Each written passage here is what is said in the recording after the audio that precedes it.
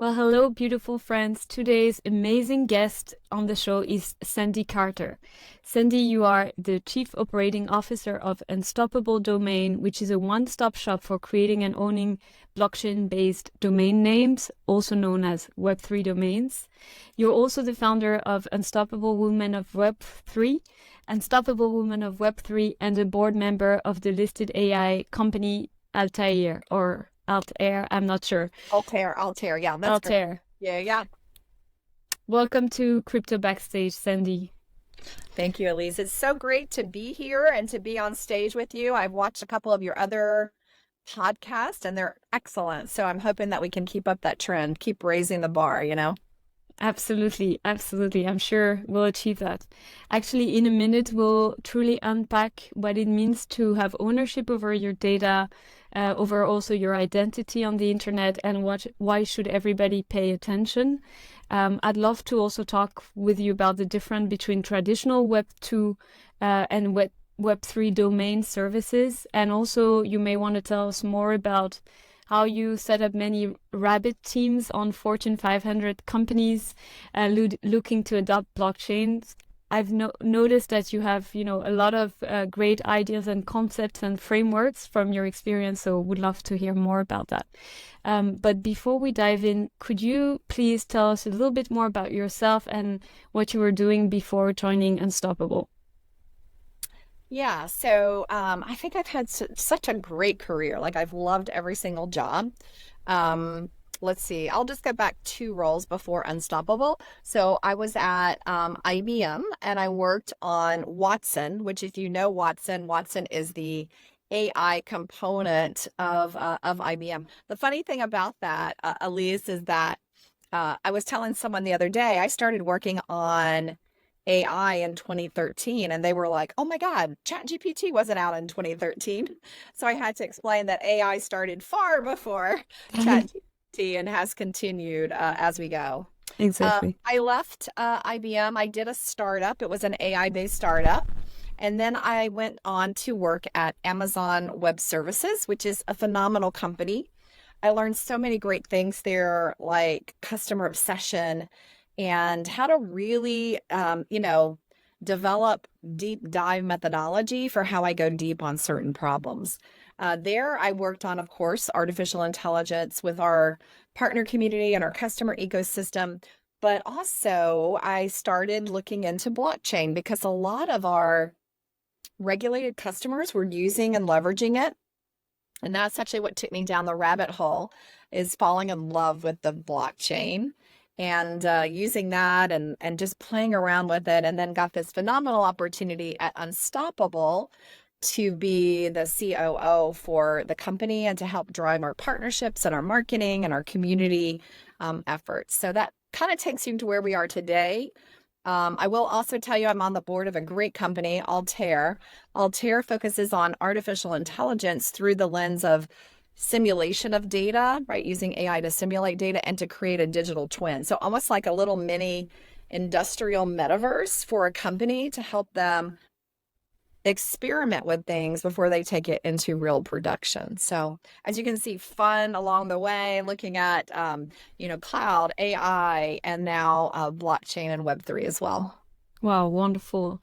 Yeah, it's fascinating. And I find it really special that you have this kind of double competency between blockchain and AI, and this for a long time.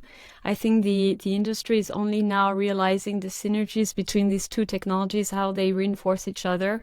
So super exciting that you're on the board of this company for sure. So you joined Unstoppable Domain then in 2021, if I'm not mistaken. I've seen that Unstoppable has almost 4 million domains registered, which is really huge.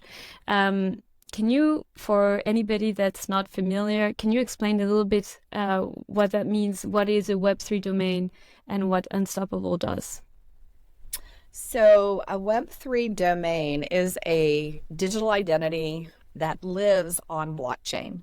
And the value or the power of it living on blockchain means that it is programmable, like you can do other things with it. It's also secure. It has so many great traits because it lives on chain. The data is yours. not a company, not an entity, not a country, for example. The data is actually owned by you. So to make it simple, let's think about a Web2 scenario. If I go and log into Google and I type in my username and my password, that is my digital identity. But Mm-hmm. it actually doesn't belong to me because Google could take that away at any time, as could any other company too. And the data that's collected while you're using it is not yours. It's not your data. It's actually their data. And in fact, Meta and Google just recently said that they made $100 billion off of selling our data. So now if you switch to Insane. it, it's insane, right? $100 billion. And so now if you switch to Web3, that identity is yours. No one can take it away from you. You own it. It exists on the blockchain. And then all the data that's collected about you is yours. It's stored in your profile. So then you can be rewarded for that data versus someone else. And you may be saying, well, no one can take away my digital identity. Well, of course, think about Twitter. When Twitter rebranded to X, Mm-hmm. what was the first thing they did? They took away the guy's handle that was X, that was his digital identity. They took it away and they gave it to Elon Musk. Okay. And then he had to start all over again. So we've also heard about people who have been shut out of Facebook and all their data was lost, their small businesses. And so this is really an important issue, I think, that's coming up today. And in particular, I think the next generation really cares about this, maybe even more than we do today as well. Yeah, yeah, so true. And there's so much to unpack here. So because, I think if I would ask anybody that knows blockchain and Unstoppable, they would summarize as, when you open a wallet, you have a public address that's very complicated. So to simplify, you would give it a name that is easy to remember, and that could be the proxy to then do transactions with that wallet. But my understanding is that Unstoppable, then it's much more than that. Could it be that, let's say, okay, I have my website that's called Crypto Backstage. Do I need still to have a wallet, or can I register that URL with Unstoppable? So in order to have a Web3 URL that would work with Opera or Brave, you would have to have a Web3 extension. So that would mean .nft, .x, .crypto, for example. Okay. You have a Web2 extension, which is phenomenal. And one of the really cool things that we're doing to help onboard the next phase onto this technology is we're going to tokenize .com. And what does that mean? We're going to take sandy.com, we're going to place that on the blockchain, and then you'll be able to use sandy.com as that crypto address that you just talked about. By the way, that was our very first use case, was taking sandy.NFT and changing that into 21 string of letters and characters and vice versa. And it's still our most powerful use case today. We do 30,000 transactions a week. So that's pretty amazing, or 120,000 a month. A week, just taking sandy.nft and converting that over to your crypto address and back. And that's for transactions, for buying a Pudgy, for buying whatever. That's what we do. So it's still our number one use case. So if you, kind of the new use case is, how do we get more Web2 users using it? Well, most Web2 users have a .com. So tokenizing that .com makes it really powerful, because now it sits on the chain and they can use both the power of Web2 and Web3 as they move forward. Yeah, that's wonderful. And that really sounds like the next frontier. So we'll come back to that. I think it's really important to reinforce, why you would want to own your data and even your digital identity. What I find fascinating is that a digital identity is not exactly yourself, right? You could also, it's an extension of yourself. Sometimes, I have a few thousands followers on LinkedIn, for instance, although my true circle is probably in real life smaller. But that's very important because it has value. First of all, you mentioned, Meta and Google just selling that data. And then it can also unlock so much more from your experience with brands and companies. So can you elaborate on, what Unstoppable is trying to achieve and why this matters in that regard? So we believe that it's almost a human right that you own data about yourself. I'll give you an extreme example. I was in Brazil, and when I was in Brazil, I was on a platform and the platform collapsed. So I fell down 16 feet. I don't know how many meters that is, but I fell down a long way. Let me say Okay. that. And I'm sorry to hear.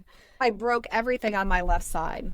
I had to be rushed to the hospital, and they wanted to do surgery.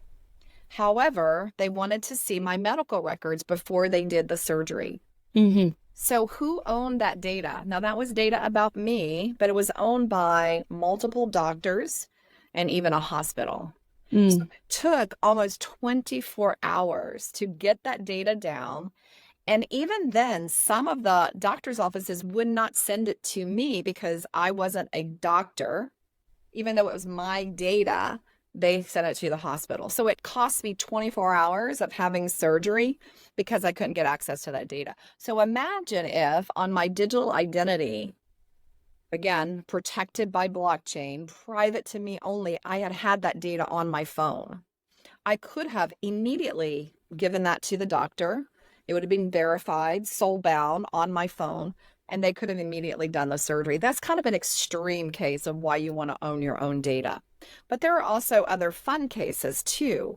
So Elise, let's say that you want to go to let's say a concert, and you want to get a ticket, and then you want to prove later, maybe to get a VIP seat or something, that you'd been to that venue before. You could have that as an NFT ticket, and you can use that to get a reward. So the reward goes to you, not to a Google or a Meta. The reward goes to you because you get a VIP ticket because that data is present in your digital identity. Other great use cases are, let's say that you have a diploma from a university. And that diploma sits inside of your digital identity. So now you can prove that you went to that university. Why is that important? Well, if you look at a lot of the data from LinkedIn, it shows that not everybody who puts their school on their LinkedIn profile actually went to that school. Yes. That's crazy, right? That's a clear use case for sure. It is. And so, if it lives on the blockchain, it's trusted data. It can be verified. It can be a soul-bound token, which for your users, a soul-bound token is a token that I can't transfer. So I can't go to a school and then transfer my diploma to Elise because she didn't go to that school. It's soul-bound to me. And so I can go on and on. There are so many use cases here. We have people using it for causes. So for example, sustainability, huge discussion today. Well, many companies and people will put on their LinkedIn profile, I support sustainability. Well, how do you know that they really do? Inside of your digital profile, you can actually get a soul-bound token that shows that you personally planted trees to make all your purchases carbon neutral, or you took another action. You were out on the weekend collecting plastic bottles from, the ocean. And so that's soul-bound, and it's actually proof. So what people love about a Web3 profile over a Web2 profile is what's on Web3 is verifiable, it's trusted, and a lot of times soul-bound, so you can't move it around. So it really gives you more of a true picture about who you are and who a company is versus somebody just writing facts that they want you to know about. And if we push that example one step further, you could say, okay, well, I could actually show my diplomas to LinkedIn and they will verify me and they don't need to put it on the blockchain. However, I think what's, the big difference is that then, LinkedIn does this one-on-one with you, but it's not interoperable with anything else, nor is there a way to actually transfer that data in a secured way and authentifiable way. And then the other aspect that is emerging, and it's not fully rolled out everywhere, but it's zero knowledge. So this ability to actually show that you have that credential without revealing all the details, because right now, obviously, you typically have to reveal everything about something that you need to prove. So I really like this aspect. And that brings me actually to my next question. So is Unstoppable EVM only, or how does it think about all the different chains and ecosystem that exist today in the blockchain space? So we mint our digital identities on Polygon, but we support multiple EVM chains. I think right now we're up to 12 EVM chains, which means you can use sandy.crypto to log into another chain's wallet or another chain's DeFi app or another chain's metaverse. So, the minting occurs on Polygon, but anything else could be done in another chain. We even support logging into a Solana ecosystem as well, which is not EVM or EVM compatible either.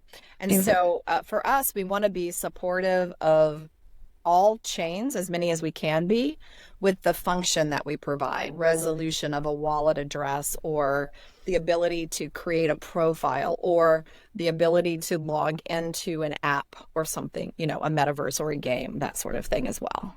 Okay. Sounds good. Yeah. So the multi-chain aspect is really important.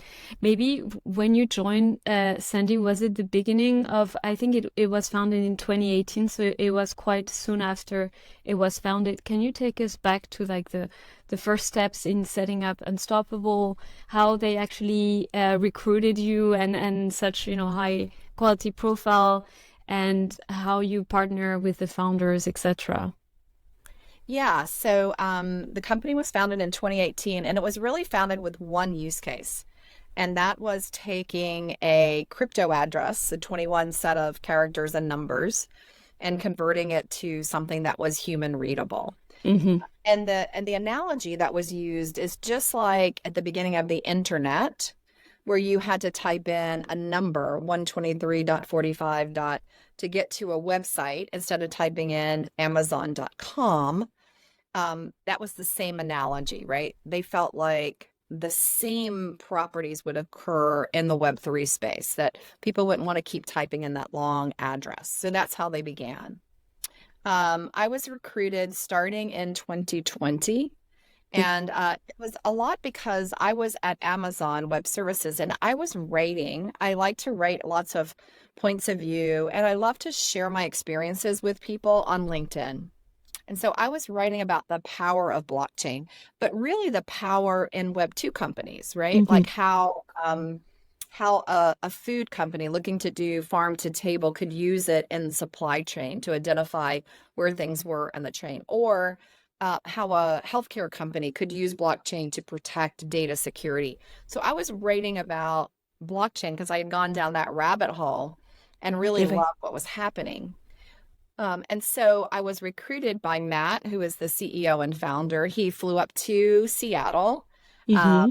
We had a dinner together, and he was like, you're writing a lot about this and it's really powerful, but one of the things that's missing is a digital identity. And that digital identity could be, something that really brings together the Web2 world and the Web3 world around a couple of principles. And really, it was that vision that he painted around that digital identity platform that sold me to come over to Unstoppable. Love it. And it was really hard. I loved AWS. Anybody who's considering going to work for Amazon, I would say do it. Best company, amazing company. I learned so much. I apply the principles every day in the way we hire and the way we produce new product, being customer obsessed. Great company. I just wanted to go and try this new thing out, and do a startup again. If you look at my career, Elise, I started as a startup. I went to IBM, and then I went to a startup, and then I went to Amazon, and then I went to a startup. So I've really gone back and forth between large company in a startup environment and then an actual startup as well. You've kind of done the same, right? I mean, you were telling me you'd been at McKinsey before. Exactly. Yeah, I had the same thing. I think you learned such a great toolkit in all aspects, right? Like how you interact with customers and clients, how you put strategies together, etc. And then it's what you find in a startup, especially a tech startup, is the thrill of innovation, pushing the next frontier, and really having a purpose that I find super amazing. Yeah. Perfect. So it sounds like you were sold, even though you loved AWS, you were sold pretty quickly on the vision do you think they were kind of in this process of bringing the professionals? I've heard this narrative, bring the professionals to Web3 because they needed so much talent at that time, and still today. Yeah, I mean, I think the really cool thing, a couple cool things occurred when I came over. We hired a lot of folks that were, had a more professional approach to business development, for example, or to communications. We had an amazing communication leader. And I think that really helps grow you and scale you. One of the results of what we had put together was that we did our unicorn raise. And only about 2% of all startups get their unicorn raise. That's not the end. That's the beginning of the uphill journey.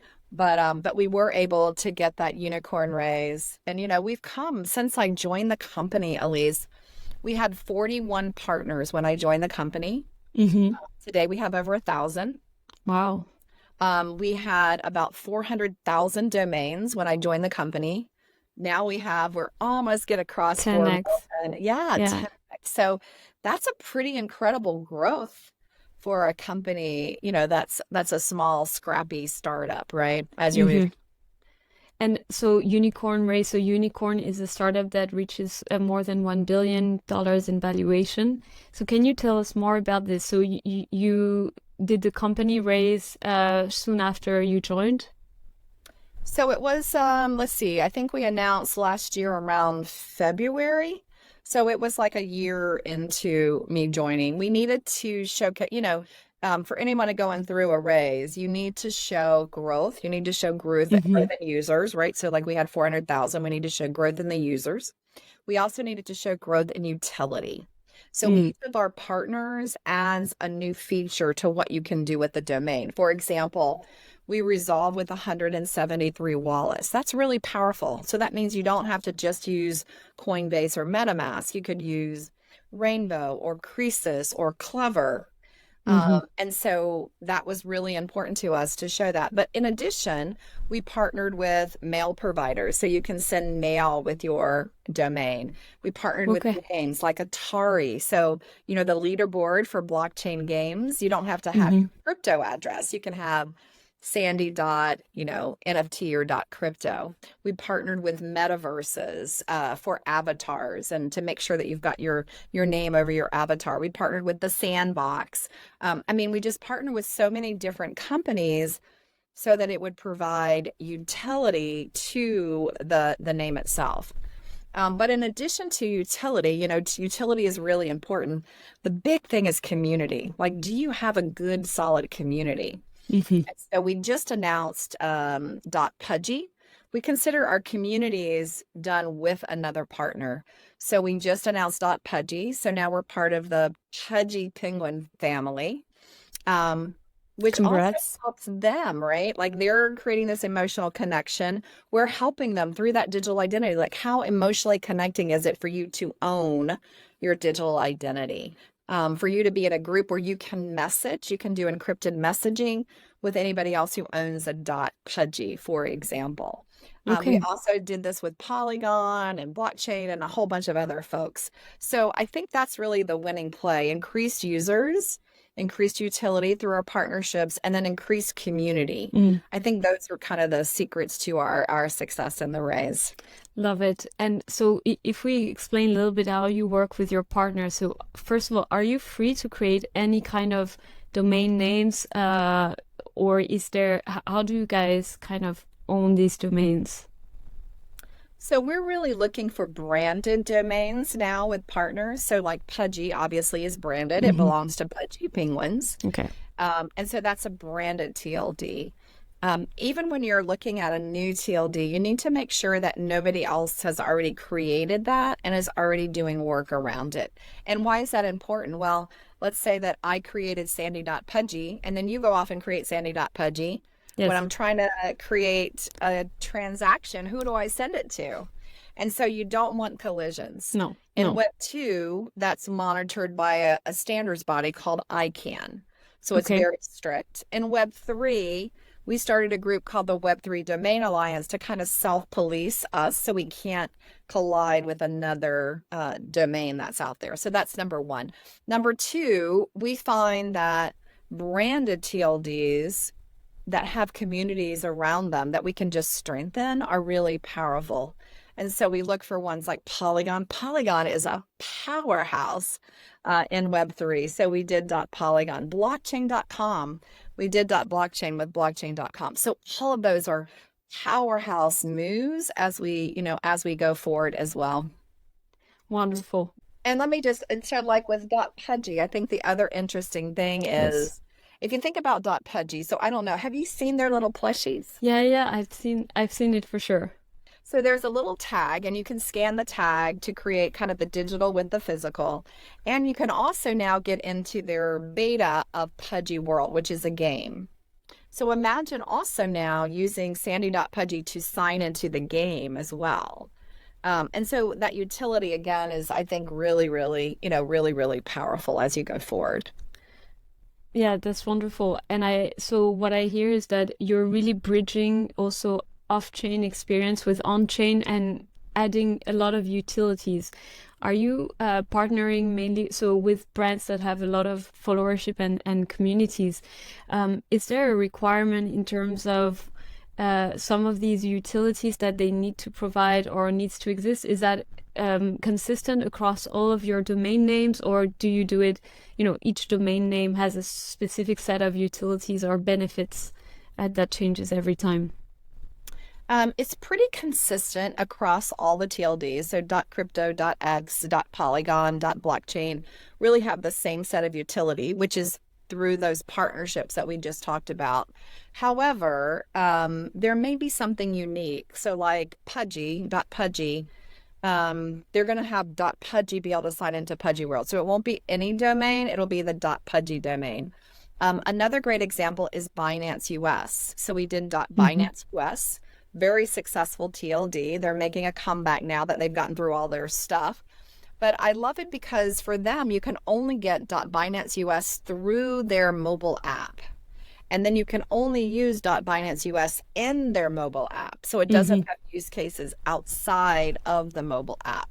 So there are one or two deviations, but primarily all 20 of our branded TLDs plus our own TLDs have the same functionality or utility as well. Okay, very interesting. So let's say I'm a company, I own my brand, etc. Do I need permission from Unstoppable to buy a domain name? Or so would I need to be a partner, or can I, first of all, as a company or as an individual, create my own domain name as I wish? I mean, you could go and create your own domain name, but what you don't get with it is you don't get the integration. So the utility that we talked about. So if you just created, you could create a smart contract and do a lease, let's say, but then it has no function because you haven't done any of the integration work. So by partnering with Unstoppable, you automatically get those 173 wallet addresses. You get all the metaverses, you get all the games, you get all the DeFi that has that integration in it and for it. Plus, then Unstoppable manages your commerce site. Like, how do you buy it? How do you make sure that there aren't, maybe I would buy sandy.elise. How do you make sure someone else doesn't buy sandy.elise? So all of the infrastructure and all the back end today is managed by Unstoppable. Okay, so that's truly the value proposition here, all these benefits. You also mentioned this association that makes sure everybody complies and try to avoid colliding in terms of username, etc. Is this a global coalition? Do you find that some of the players in this space are not part of it and not playing by the same rules? Yeah, so today we have 57 naming services in our Web3 Domain Alliance. Some of those, 53 members. Some of those are naming services, and some of those are wallets or browsers because, they don't benefit from having two names that collide, right? So if you're a browser and you see two names that are the same, it's a problem for you. Or if you're a wallet, you see two names that collide, it's a problem as well. And so we do have 57 companies in there today. We have invited ENS. We would love ENS to join us in the alliance because they're the second largest naming service out there. It's really us as number one and them as number two today. So we would really love to have them as part of the alliance. They so far just have chosen not to join that alliance. Got They it. have one extension, which is .eth. And so, they were trying to decide what the value for them. But otherwise, we have tons of other people who've joined the alliance, and we'll continue to look at how we, manage that and how we move that forward as well. Okay, very clear. Sandy, could you now explain to us a little bit how does Unstoppable make money? Is it based on the fees per domain that is reserved, or do you have other, like what's the business model looking like? Yeah, so our business model is every time someone buys a domain or buys their digital identity, we make money on that. Now you own it. So unlike ENS, where you have to pay a subscription fee every year, we don't have that reoccurring revenue because you buy it and you own it. We felt that was really important because it is a digital identity. There are some other features that we also have. So for example, Elise, if you're a Web 2 person coming in, you probably don't have a wallet. And so we offer you to store your digital identity in a vault. Got it. So we charge a $4 yearly fee for the vault. We also have some other things that are a yearly fee, like, for example, an avatar. If you want to create an avatar, make it look like you, make it not look like you, whatever, and you want to use that as your profile picture, we'll charge you for that as well. So there's a couple of things like that as well, but that's our overall business model that we use and drive for today. Okay, so do I understand correctly that once I've set up alize.pudgy, for example, nobody can ever take it away from me, even if I don't do anything with it and it stays in my wallet forever? That's too bad. Don't you see this as a risk, or is it actually the essence of what you're trying to achieve with Unstoppable? Yeah, so, this is how we believe is that, let's take your email address. Are you constantly changing your email address? No. No, you keep it, right? And so this is your digital identity. And we don't believe that people are going to be like changing it, swapping it. And so we wanted you to own it so that it's yours. I've heard so many stories of people who bought, for example, sandy.eth. They'll forget that it's coming up, or they'll ignore the email that came in and said, hey, you got to renew it. And then somebody else buys it. And so now their digital identity is no longer theirs. It's somebody else's.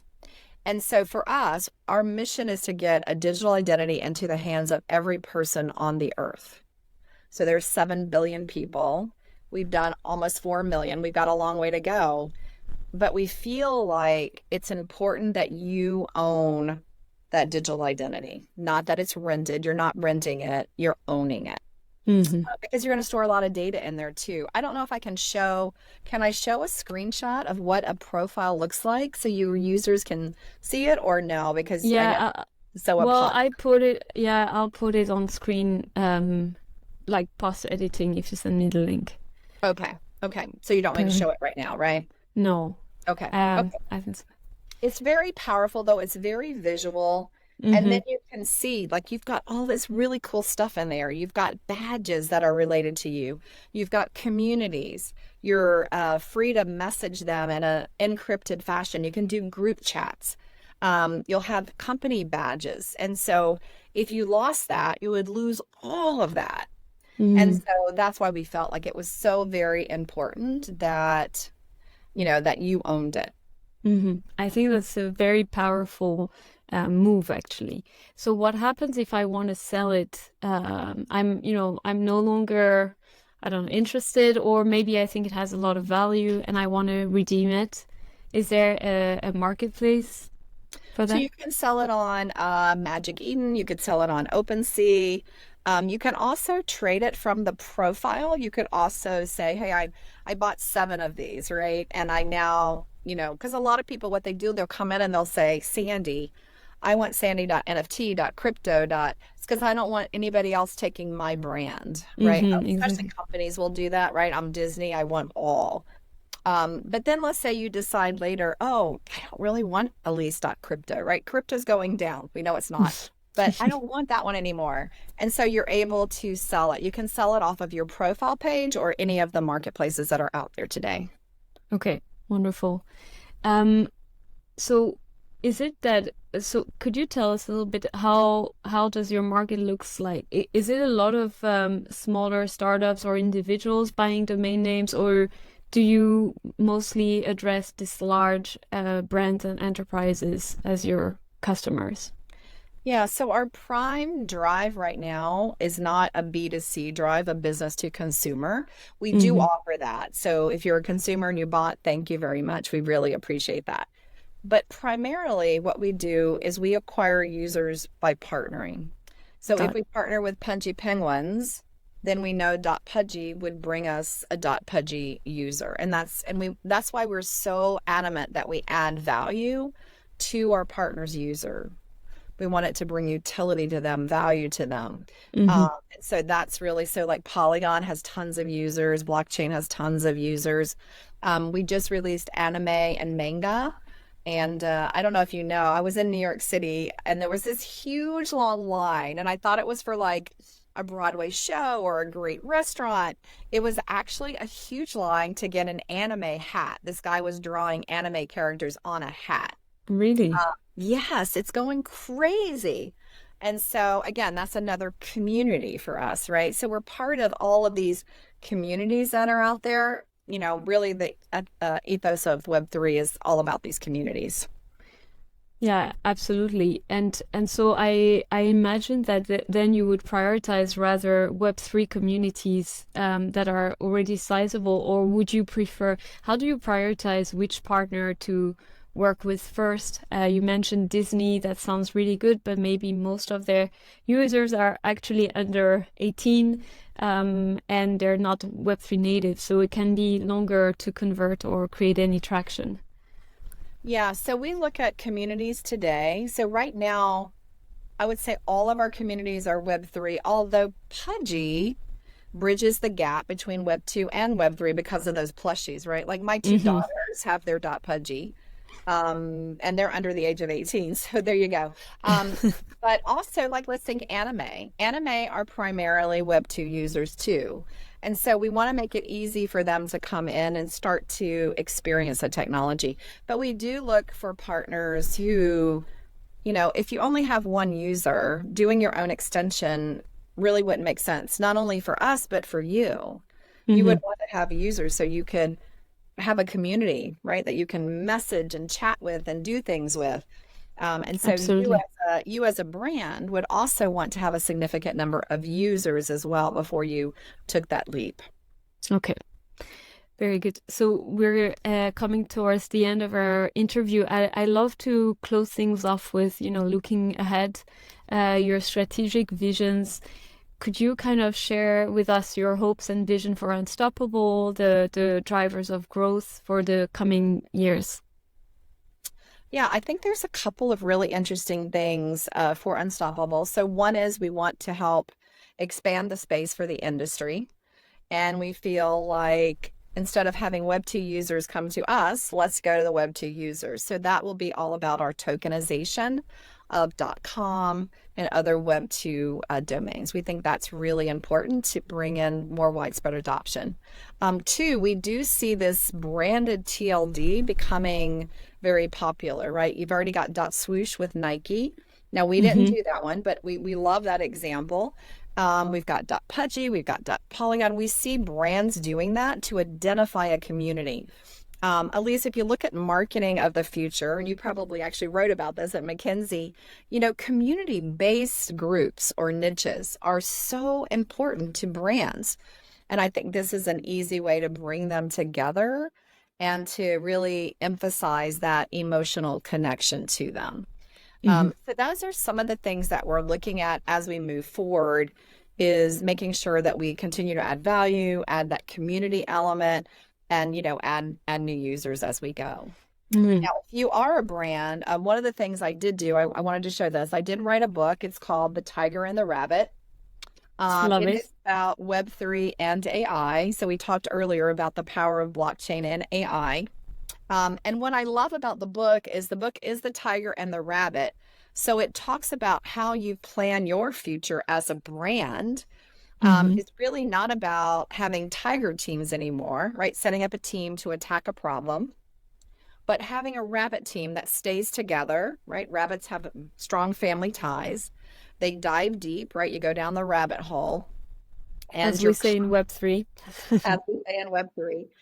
And so the book has this really important message that if you're a brand, you should really look at setting up a rabbit team to explore all of these emerging tech opportunities. So, for example, should you have a TLD? How do you use NFTs? I just came back from NFT Paris. I thought it was the best done event for showcasing fashion and art and music and tech all together.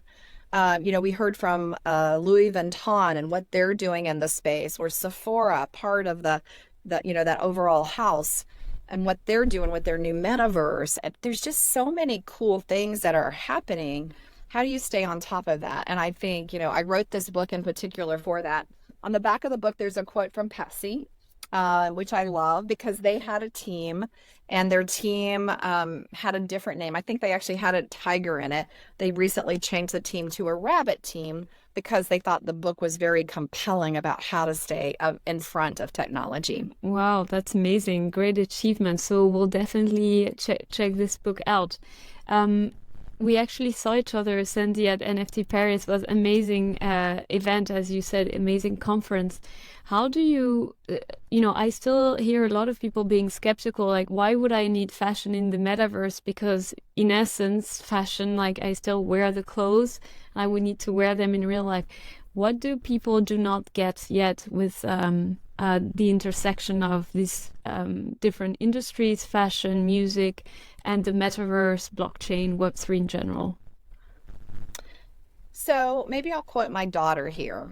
My Okay. daughters are in Roblox, and one of their birthdays was coming up, and I asked them what they wanted. And they said to me, give me Robux, which is the digital currency used inside of that metaverse. Mhm. Because for them, the value of a digital asset, whether it was clothing, or, they were designing a bedroom inside of Roblox, the value of a digital asset to them was higher than a physical asset, which would be tossed away after a while.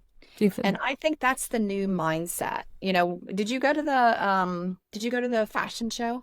Yes, That was it so was cool. amazing. Exactly. And what I loved about it is, yes, you got a physical item. You got a physical item, but each of those items that we saw in the fashion show had a digital tie, had a tie to Sandbox, so you could wear the same item inside of the metaverse. Also, they were chatting about how we all, and I love this too, because I love fashion, Elise. Like, we buy so many clothes. And then in terms of sustainability, it's really not good because then we don't wear them all. We can't wear them all. There's only 365 days in a year.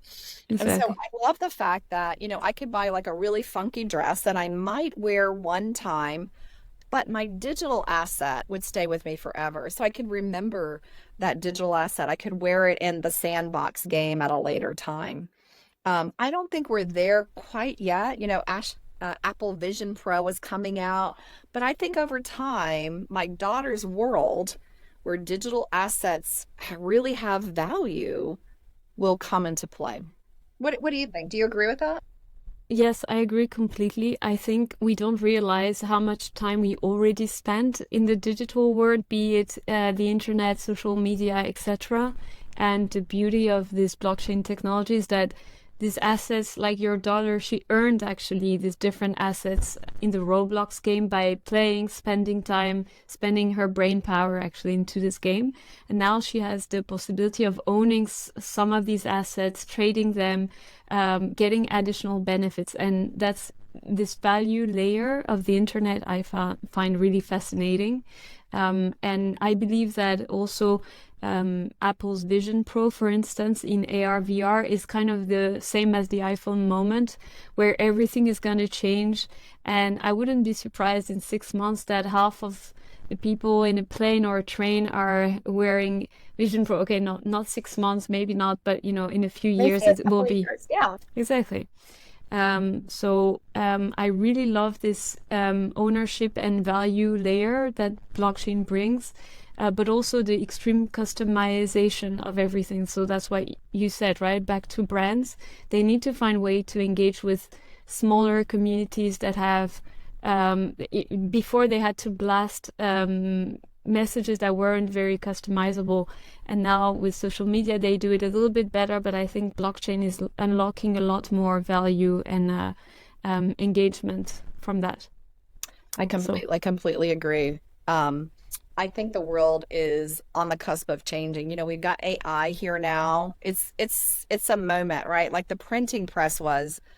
Gen AI is a moment. I think the Apple Vision Pro is a moment. And I think these things are colliding, right? So we didn't talk about, the world's population, 49% of the world's population will go through an election this year. 49%. Wow.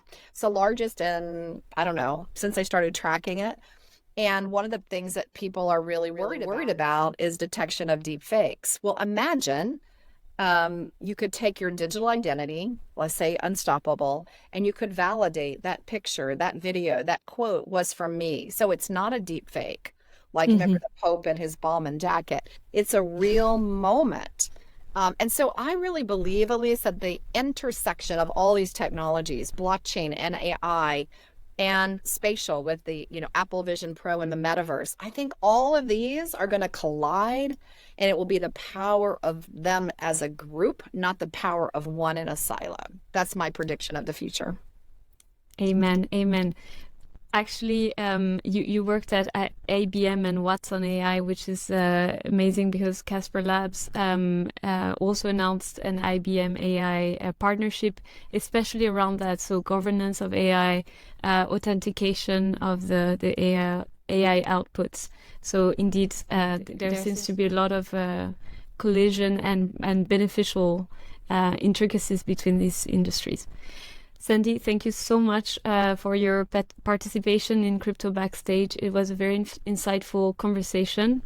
Before we wrap up, I would love for you to share how people can follow your work and your journey on social or anywhere else. Yeah. So Unstoppable is unstoppabledomains.com. Go grab your digital identity. I think that's really important. If you follow us on Twitter, though, we are Unstoppable Web, not domains. That's somebody else. I don't know how that happened, but it did. If you want to follow me, I'm Sandy_Carter on Twitter, SandyFounder_Carter on Instagram, or just Sandy Carter on Telegram or LinkedIn. I think I'm on every social platform, at least. That would be a great business idea. Someone could combine them to where I could just see my messages in one place. I would love that. But reach out to me if you have any questions or you want to make a comment or whatever. And Elise, it was such a pleasure to meet you in real life in Paris and experience that amazing event together. And then now to see you in the digital world as well. Likewise. Thank you very much, Sandy.